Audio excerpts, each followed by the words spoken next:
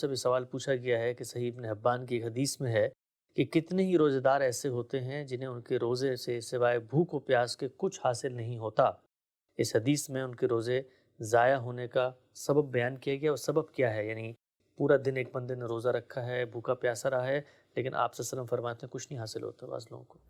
جتنی عبادات ہیں اگر وہ محض رسم بن کے رہ گئی ہیں تو پھر ان سے کیا حاصل ہونا ہے؟ عبادات کی ایک حقیقت ہے۔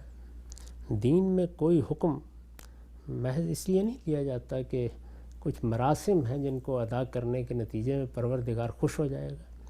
قربانی پر تبصرہ کرتے ہوئے کیا فرمایا ہے کہ لن ینال اللہ لحومھا ولا دماؤھا ولکن ینالہ التقوی منکم، یعنی انسان نے اپنے باطن میں کیا تبدیلی کی ہے، اندر سے کس طرف متوجہ ہوا ہے، اس کے اندر پروردگار کی سچی معرفت پیدا ہوئی ہے یا نہیں پیدا ہوئی، اس کو دیکھتا ہے پروردگار۔ تو اگر یہ چیز اندر موجود نہیں ہے تو پھر اس روزے کا کیا فائدہ؟ منہ بند کر لیا، صبح سے شام تک بھوکے پیاسے رہے۔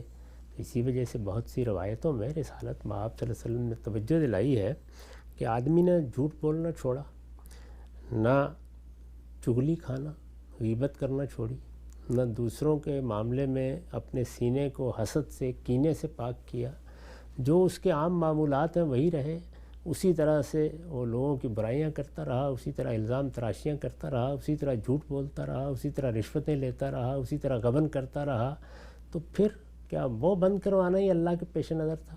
یہ سب کچھ تو اس لیے تھا کہ اس کو اللہ کی اطاعت کی تربیت دی جائے، اور اللہ کی اطاعت کی تربیت کے نتیجے میں اس کے اندر تقویٰ پیدا ہو۔ تقویٰ کیا چیز ہے؟ یعنی وہ اپنی خواہشات کو لگام ڈالنا سیکھے، اپنے آپ کو ڈسپلن کرنا سیکھے۔ یہ سب تو ہوا نہیں، اس نے اپنے آپ کو بھوکا پیاسا رکھ کر یہ 30 دن گزار دیے، تو اس سے کیا حاصل ہوا؟ تو نماز کی، روزے کی، حج کی، عمرے کی، زکوٰۃ کی حقیقت بتائی گئی ہے کہ وہ اصلاً مطلوب ہے۔ دین میں جتنے احکام دیے گئے ہیں ان سب میں حقیقت ہی مطلوب ہوتی ہے۔ اس حقیقت کو سامنے رکھ کر اس کی جو صورت بیان کر دی جاتی ہے، اس کی پابندی کی جاتی ہے۔ چنانچہ یہی وجہ ہے کہ حقیقت تبدیل ہو جائے تو بعض وقت صورت بھی تبدیل ہو جاتی ہے۔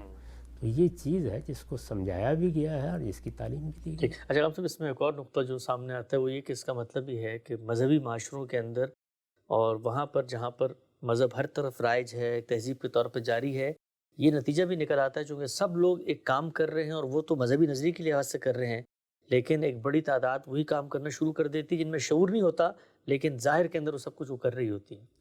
جب کوئی مذہب آتا ہے تو پہلے مرحلے میں تو ایمان اور فکر کی دعوت ہوتا ہے، لیکن ایک بڑا گروہ اس کو قبول کر لیتا ہے تو وہ تہذیب بن جاتا ہے۔ اس سے آگے بڑھ کر اس کا ایک سیاسی غلبہ قائم ہو جاتا ہے، اس سے ایک معاشرت وجود میں آتی ہے۔ پھر یہ رسوم روایات یہ بالکل اسی طریقے سے ایک روزمرہ کی چیز بن جاتی ہیں کہ انسان کو احساس ہی نہیں ہوتا کہ وہ یہ کیا کر رہا ہے۔ یعنی لوگ نماز بھی پڑھنے کے لیے چلے جاتے ہیں، مسجدیں بھی آباد ہو جاتی ہیں، روزے بھی رکھ لیتے ہیں، حج و عمرہ کا سفر بھی ہو جاتا ہے، لیکن ان کی حقیقت کی طرف توجہ نہیں ہوتی۔ تو حقیقت کو سامنے رکھ کر لوگوں میں اس کا شعور پیدا کیا جائے، اور لوگ بھی یہ سمجھیں کہ جو کچھ ان کے پروردگار نے ان کو مراسم عبودیت انجام دینے کے لیے کہا ہے وہ تو اصلاً علامت ہے، لیکن وہ کس چیز کی علامت ہے؟ ان کے پیچھے کیا ہے؟ وہ جو کچھ پیچھے ہے اسی کو پانا اور اسی کو پانے کی جدوجہد کرنا، یہ در حقیقت اس ابتلا میں کامیاب ہونے کا راستہ ہے۔